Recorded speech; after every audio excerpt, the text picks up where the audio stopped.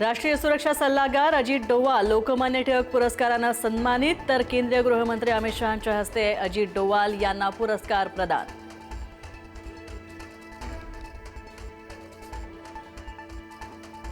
अमित शहांविरोधात काँग्रेस आक्रमक, पुण्यातील उत्सव चौक आणि सातारा रोड परिसरामध्ये काँग्रेसची आंदोलनं। दिल्लीतील लाठीचार्जच्या निषेधार्थ काँग्रेसचं आंदोलन, युवक काँग्रेसच्या पदाधिकाऱ्यांना पोलिसांनी घेतलं ताब्यात।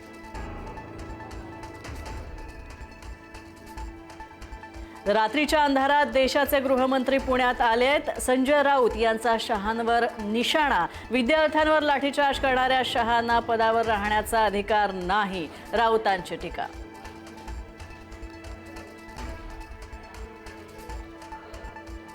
पंतप्रधान मोदींकडून इंस्टाग्रामवर नवीन व्हिडिओ शेअर, आई बहिणींवरून शिव्या देणाऱ्यांना मी माफ केलं, सोबत या पण आपण मिळून देशाला पुढे घेऊन जाऊ, मोदींचं युवकांना आवाहन। पंतप्रधान मोदींनी विद्यार्थ्यांना माफ करण्याऐवजी त्यांची माफी मागावी, खासदार संजय राऊत यांची टीका। मोदींना दिवसा व्हिडिओ पोस्ट करण्याची भीती का वाटते, राऊतांचा सवाल।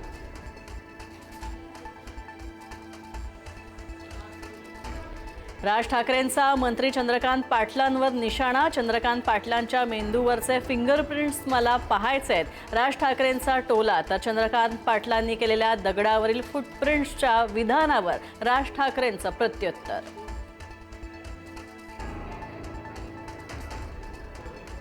पेपर सेटिंग करणाऱ्या 3 शिक्षकांनीच फोडला नीटचा पेपर, सीबीआयच्या आरोपपत्रामध्ये नीट पेपर फुटीचा उलगडा।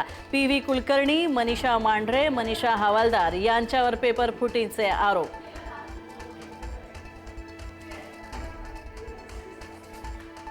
भिवंडीतल्या इमारत दुर्घटना प्रकरणी इमारतीच्या मालकासह कंत्राटदारावर गुन्हा दाखल, कोणताही परवाना नसताना निकृष्ट दर्जाचं बांधकाम केल्याचा आरोप।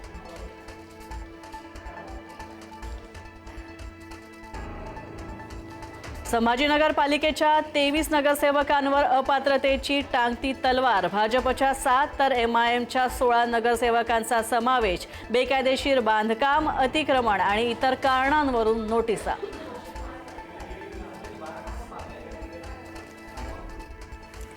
मुंबईला पाणी पुरवठा करणाऱ्या धरणांमध्ये 88.49% पाणीसाठा उरला, तर 7 धरणांमध्ये 12.80 लाख दशलक्ष लिटर पाणी। जुलै महिन्यामधील दमदार पावसामुळे पाणीसाठ्यामध्ये वाढ।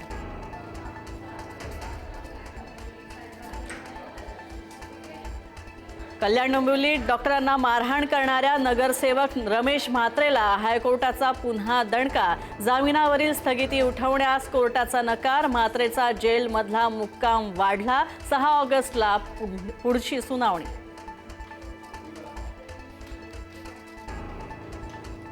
हॉटेल व्यावसायिकांना मोठा दिलासा, व्यावसायिक सिलेंडरच्या दरामध्ये 200 रुपयांची कपात, नवीन दर आजपासून तात्काळ लागू होणार, तर घरगुती गॅस सिलेंडरचे दर मात्र जैसे थेच।